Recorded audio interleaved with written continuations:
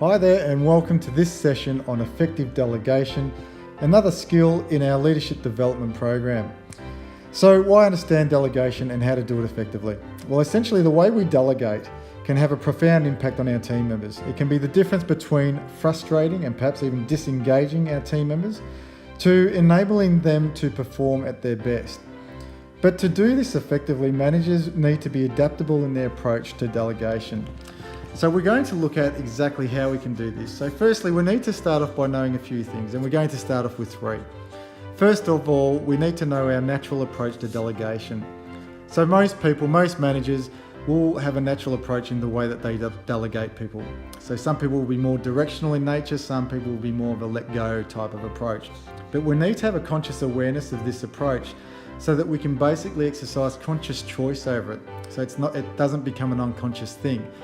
Conscious choice in the sense of knowing when it is actually the best approach to apply to a situation with a team member, but also know when perhaps it is not the most effective approach. The second thing to know is the capability of our team. So this will often determine which approach is best, and we'll look at those approaches in a moment. But essentially, by knowing the capability of our team, this will determine what approach is best. And so the challenge here is for leaders to be adaptable in their approach and not just have one way of delegating, but to have a number of different ways. So how exactly do we do this? So if we were to consider the key characteristics of someone's role and plot them on this graph here, if you like. So one characteristic being their level of capability, and the other one being the level of control that they have over how they decide to do their role. So essentially what we're saying here is that as someone's capability grows and develops, the level of control that they have over their role should also increase. And that control obviously comes from the leader relinquishing control to a team member in the way that they do their role. So in the early stages of skills development or capability development, a leader might need to take more of a direct approach. So here they're being more instructional in nature, they're giving details about how to do a role to a team member, and perhaps they're also taking control over exactly how they do it. And that's in the initial stages.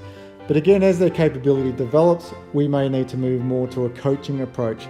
So this is where we're asking team members to come up with their own ideas and figure it out for themselves about how they proceed and progress with executing a task or an aspect of their role. So some of the control is being relinquished to them.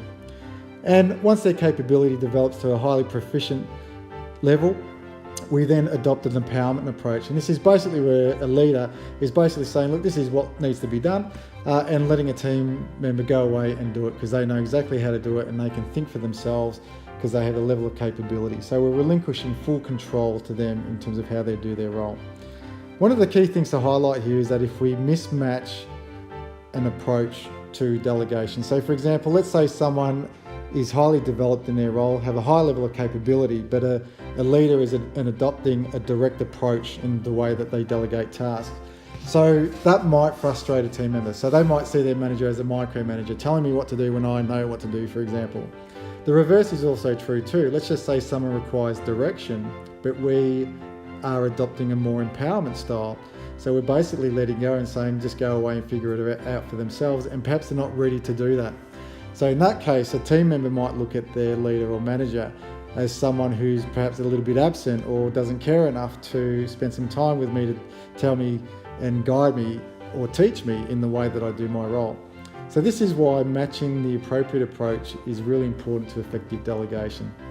By doing that, by understanding our capability of our team members and matching the right approach, we can then have more effective performance conversations with our team member. And whilst it doesn't necessarily guarantee high performance, it certainly raises the probability that our team members will be enabled and fully capable at some level to achieve a high level of performance eventually in their roles.